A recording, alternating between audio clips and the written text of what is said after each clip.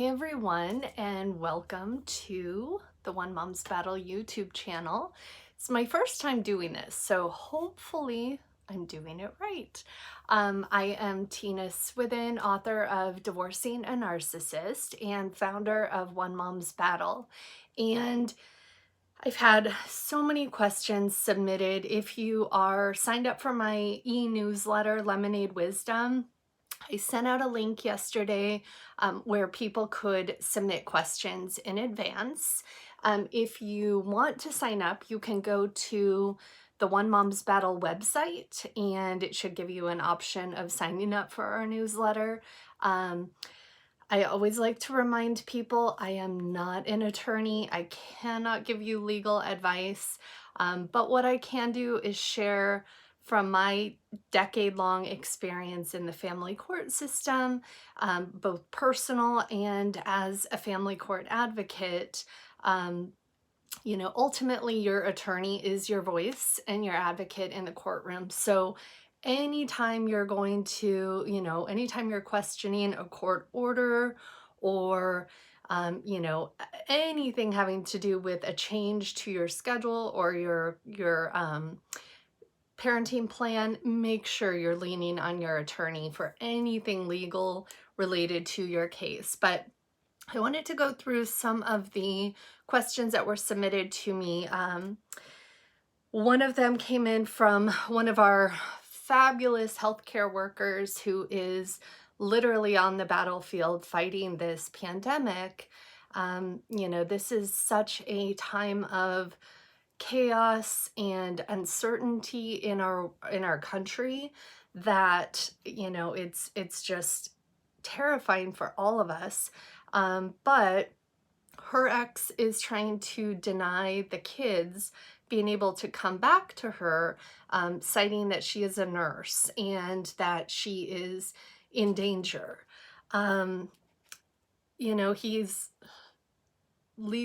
He's not able to make that decision without a court order. And I would, keeping in mind that everything you put in writing is for the court. It's not for your ex-husband or your ex-wife. It's a mentality that I've used throughout my custody battle. My thought process is I'm writing to the judge, and my ex is just simply being CC'd on all communication. And that kept me on track, writing in a professional, non-emotional way if I really envisioned that everything I was putting in writing was to the judge. So, if I were in a similar situation, one of our at-risk personnel, I would probably put it in writing. The precautions that I was taking every day, scrubbing down, showering, leaving my clothes at work, washing my clothes at work, the masks, really reassuring them what precautions you're taking if you do not feel like it's a risk to your kids.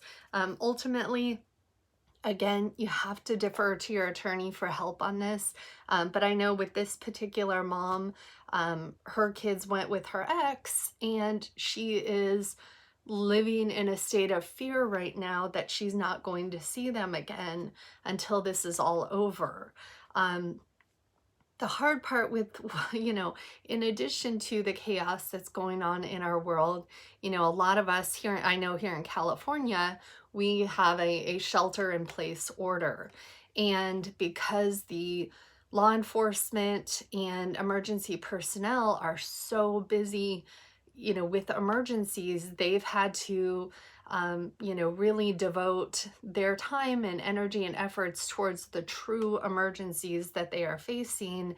And unfortunately, and I think many of us can or feel this way just on a day-to-day basis, is they are not getting involved in child custody matters because they say it's a domestic issue, a civil issue, and their hands are tied and they're deferring us to the court. But many of us have court systems that are minimized at best, and I've heard some that are completely shut down. So, you're going to really have to, make a plea through email showing, from a strategic standpoint, showing yourself to be the responsible parent, showing the precautions that you're taking to ease their mind. And also so that if a judge is reading this 3 months down the line, they are respecting the position you're coming from, and showing that you are doing the right thing for the kids and expecting him to as well. One of the questions that came through: are parenting plans still enforceable if we have a shelter in place issued? I know California, we've been dealing with this already. And one of the things that I've read from or heard from every single attorney that I've reached out to is that court orders are still in place and they are still enforceable. Nothing changes there. So if you read the fine print, I know Governor Newsom here in California issued a shelter in place order for us. But if you go to that order and really read through the fine print, one of the provisions is that you are allowed to travel or be out and about if you're under a court order, if you're mandated by a court order. So that protects you to still be able to do your exchanges. It might change, how those exchanges are done. If you typically do them in a McDonald's restaurant and that's now closed, that's going to bring forth its own issues. So you have to be creative. My recommendation, if you feel unsafe, has always been a police station, a fire department, somewhere that there are cameras. I've talked to so many moms who have had to subpoena cameras to show, what's occurring if you are being threatened or intimidated at these exchanges. You want to be in a place where cameras can come into play to show that your version of the story is the accurate one. So, the narcissist is not taking precautions is one of the questions. He's been at a hospital where one of his family members was having surgery, and also still going to the gym. Obviously, huge concern.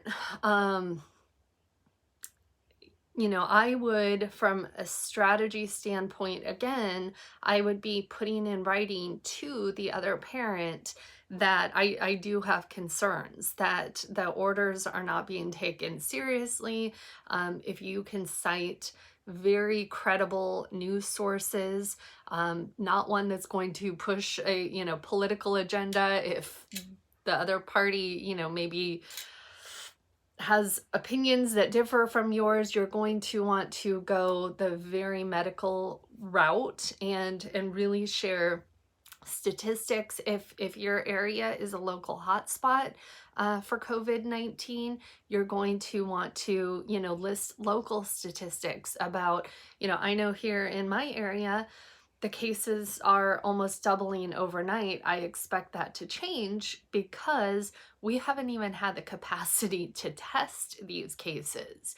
I know that I know a handful of people who have symptoms, but because they don't fall into the high risk category, they haven't traveled to hotspots, they're being turned away for tests, which that's a whole nother story. But, I think, really, and again, you're writing to the judge. You're not expecting that this person is going to have a come to Jesus moment and all of a sudden do the right thing or, be an honorable parent. You're doing it because the reality is so many of these cases are going to end up back in family court when these individuals are using this pandemic as a way to get a leg up, as a way to terrorize you and torment you. I can tell you probably 5 cases that I know of just here in my local area that will probably be on the court docket as soon as they are back functioning in a you know, productive, safe way again. Because what we know about narcissists is that they thrive in gray areas. They love times of chaos. It's almost like a full moon every day of the week right now. And we see it really play out during holidays, where energy is up and people are happy go lucky. That spins them. Right now, they're feeding off of the panic and the frenzy, and it really does spiral them mentally, which then, if you are on their list of targets, which my assumption is if you've emailed me or if you are here joining us today, you are the target of a narcissist. And what they do is they weaponize the kids. They use them as pawns in their very sick, twisted game to hurt you, because the ultimate goal at the end of the day is, for them, it's control, it's winning, and it's how to hurt you. So right now you can imagine, especially when these people find themselves to be above court orders on a day-to-day basis without a pandemic going on, you add all of this and all of the unknowns and gray areas to it, and it is literally a playground for them. Your kids are the ones that suffer, and you are the one that suffers.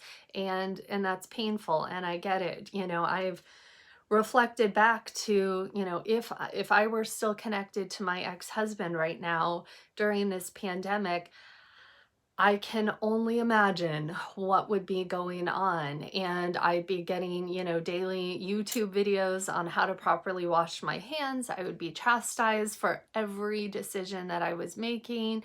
I'd be accused of, just sticking my kids in front of computer screens, on and on and on. And you've got, narcissists and sociopaths from every range of the spectrum, to where some of them, you have to be strategic in figuring out, are they the ones that are, do they have germphobe issues? When you boil it down, most narcissists and cluster B, they really aren't capable of parenting. It's tedious, it's selfless work. And so the thought of being inside with a child for a full week or more is enough to spin them. So in those situations, and especially if you don't have court dates, on the horizon, it's a great opportunity for you to say, you know what, I'm home anyway, and I've seen it work. There are many narcissists who fall into that category, which most of them either need the hero card or the victim card. So if you're being strategic and allowing them to feel like the hero for being able to really keep the kids sheltered in place, in some situations that does work. You've got the other end of the spectrum, to where they would rather, put the kids in danger, parade them around town still, and stick them in front of a screen all day just to hurt you, because they know that, especially if there's a court date on the horizon and they want to show that they're utilizing all of their parenting time, that's really going to be a big one. And that's the more prevalent side of this that I'm seeing on a daily basis, is these guys who, we know they don't really want to be a parent, but they're utilizing the time just to hurt you. And I do want to issue a little bit of a disclaimer. I tend to use male pronouns when talking about narcissists. I personally was raised by my dad, and he was the healthier of my two parents, and I am so thankful for that. I speak from personal experience. I'm a woman, obviously, and my ex-husband is a man, and 95% of the clients that I work with through my consulting practice are all women. So my apologies. I do welcome both genders. I've always said I will never join a mother's rights organization, nor would I ever join a father's rights organization. I think that is a huge part of our problem because it creates a division in genders. And then if you look at each gender, you can break it down even more, who's healthy and who's not within that gender. It's muddying the water. I am pro-child. I don't care what your gender is. So whether you're a male or female who is here watching today or participating in any of my resources, I welcome healthy parents. So with that said, I'm going to answer the next question. Or actually, I've had a lot of questions come through that I guess I would sum them up by saying, choose your battles wisely right now.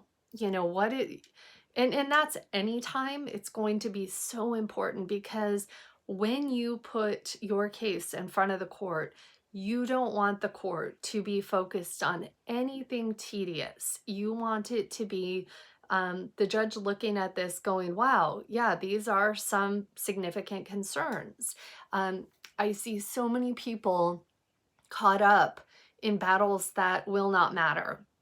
And it takes away time from the judge on them, really looking at your case and making a decision that your children are in harm's way. But if you're arguing about something, that the judge is going to perceive to be as silly or just insignificant, it's going to affect your case because that's where their time is going instead of focusing on the big issues. So a question that I often asked myself was, is this going to matter in 6 months? Is it going to matter in a year? How is the judge going to perceive this? For those of you who are fairly new to this or are not well versed in your local court system, go sit in the courtroom once it opens, once this pandemic has blown over. Get to know your court. And you could start doing that now online by reading reviews. Keep in mind that you're going to get some extremists who are leaving reviews, and that's pretty normal. So you're going to have to take everything and filter it, but get an overall picture of what your judge is known for, what things matter. I know from sitting in the courtrooms, I have a really good grasp on what the courts care about and what they don't. And, when I'm talking to I have a local group here in San Luis Obispo of local single parents. And when, we're talking about their cases and I'm just, a lot of times saying, I wouldn't choose that battle because I know your judge and I know that, they believe this way on that topic. And so education on your specific court system is probably one of the biggest pieces of advice I would give to anybody. I've spent years sitting in the courtroom, both for my own case, because I had to represent myself. A lot of people will say, why did you choose to represent yourself? Why wouldn't you have hired an attorney? I didn't have the money to hire an attorney. I literally had no choice but to represent myself. And part of that was learning my system and sitting in the courtroom. And, a lot of people will say to me, I don't have time to do that. I have a job, and you don't have time not to do that. This is somebody who's making decisions on the future of your kids. So get involved, really learn your system. Courts right now are expecting us all to do the right thing. And there are going to be so many things under review. The courts are already overwhelmed and overburdened. And by the time we all get back into court, they're going to be even more frazzled than they normally are, unfortunately. And so, they're expecting us to do the right thing. So always keep that mentality in mind. I'm writing to the judge. How is the judge going to perceive my request or my denial of a request? At the end of the day, again, choose your battles wisely. We are all under a microscope right now, and whether that's fair or unfair or, I've come to accept that in family court, there is nothing fair about it. There is, that mentality that the family court system has is that we chose to have children with this person. And so that's the lens that they're looking at this through. And they're of the mindset of, we're not going to solve your problems. This was a choice you made. And this person was obviously good enough to make a baby with. That is so frustrating for me, and it's such archaic, barbaric thinking. It's, unfortunately, a lot of our system they're just not educated on domestic violence and post-separation abuse. Um, and that's a huge part of the problem. And that actually, a lot of that fault goes to domestic violence agencies, and that's, they do amazing work. I am incredibly grateful for the domestic violence agencies, but the majority of them, and I don't like blanket statements. There are a couple of blanket statements I feel comfortable making. One of those is CPS. That is a horribly broken, corrupt system across the board. But the other one really has to do with mental health professionals and domestic violence agencies who are not truly educated on narcissistic personality disorder or any of the cluster B disorders as they relate to parenting and co-parenting. Um, there's no research out there on how a narcissist affects a child or affects a co-parenting situation. And so they really have nothing to go on.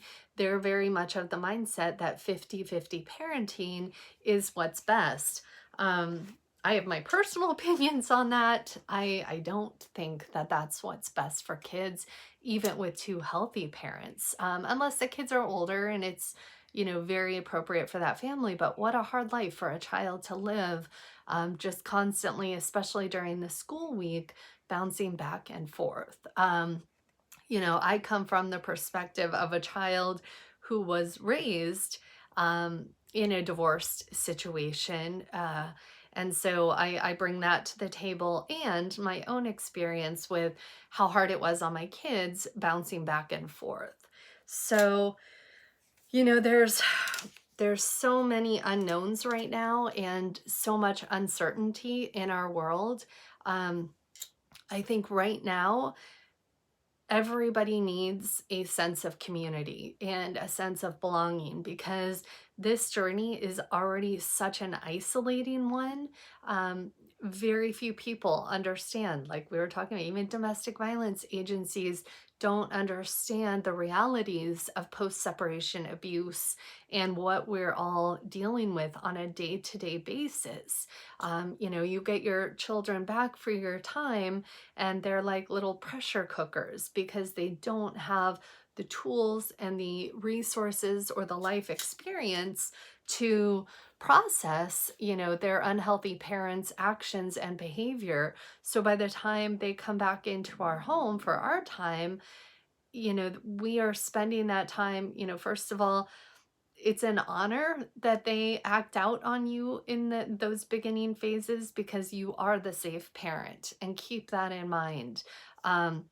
They know that your love is unconditional, and even if they don't have the words to articulate it, even at 2 years old, they know that where I can act out and still be loved and held and accepted, and where that's actually going to lead me into more problems. They may not be able to articulate it even at 8 years old, but by getting these little ones back into our homes and just giving them extra love as they decompress or as they explode, because they are like little pressure cookers, that's the time to love them even more. And and how did that make you feel? And you can talk to them and validate them without prying, without you know doing the things that are frowned upon in the court, which is, asking them for information. We know the narcissist does that. That's not our job. Our job is to lean in and love them more, even when it's difficult, and even more when it's difficult. So this is a trying time right now. I don't know anyone who has all of the answers. And we need to, in this time of isolation, use it to find the blessings. Use it to do some self work and some healing, and setting time in the morning. Get up an hour before everyone else. Believe me, there's a reason I've never homeschooled my kids. That's not, we're doing it right now, but it definitely is not by choice. And I'm a full-time working mom, and so it's a lot right now. We're all adjusting. Set an extra hour in the morning, even if you're not an early bird. Start getting up in the morning, just sitting, meditating, having a cup of coffee uninterrupted, sitting on your balcony and listening to the birds. They're out a lot right now because people aren't. So lean into the blessings, find the blessings. This is the time to lean into your gratitude practice even more than normal. And, the kids are watching us. The kids are seeing how we react in times of crisis or times of uncertainty. And that's a lot of pressure to put on us, but they need to know that we make lemonade. We know how to do this, and we're going to be okay, and I think that's my message to everybody here. In your community, find how you can stay connected. I started a Facebook group for all of my neighbors. These are people I've driven past for 7 years. And do I really know them? I don't. We wave, we, say hi. We've shared wine together, but, I started saying, here's a picture of my bookshelf. Does anybody want a book? I'll sanitize it, drop it on your porch, and, lending library, or tell me where you were born. Those type of things are what we need right now, is to get to know our neighbors, even virtually. And one mom's battle, for those of you who are going through this trying time, lean into our community. You can send us questions to be posted anonymously. I forgot, one question somebody asked is, how are you allowed to speak out about your custody battle without it affecting you? And I'll tell you, if I could go back to day one, back in, 2010, when I first started blogging, I would have done things completely differently. I would have used a fake name, because the reality is what I did and speaking out could have had horrible consequences on my case. Had my case been in front of any other judge in the country, I would have probably lost my kids to alienation claims, which my ex-husband lodged for years. Thank God I had Commissioner Perry, who didn't like either of us for many years, but he recognized my right to free speech. He recognized that I was doing everything in my power to shield my kids from my work. I went to extreme measures to do that, so my kids could never find it. So as much as I would love everybody speaking out and sharing these stories, because it's what's going to make changes and what's going to shed light on these issues, it's a huge risk, even to post something on social media. And so always consult with your attorney if you're thinking about going that direction, and consider doing it under a protected name so that it doesn't affect your kids. But again, resources, One Mom's Battle, here on this YouTube channel, I'm going to do every Saturday morning at 8 a.m. You can submit questions to me. You can email coffeedatewithtina@gmail.com. Ask a question. Keep it as simple as possible, just because I'm so limited on how many emails or how much time I have, and I'm getting a lot of emails. So also my group, the Lemonade Club, is a private forum. You can email me about that. tina@tinaswithin.com for the Lemonade Club, or you can just go to thelemonadeclub.com online and get yourself registered. So thanks everyone. Have a great day. Love those kids. If they're not with you today, love yourself. Extra, extra, extra self-care during this time.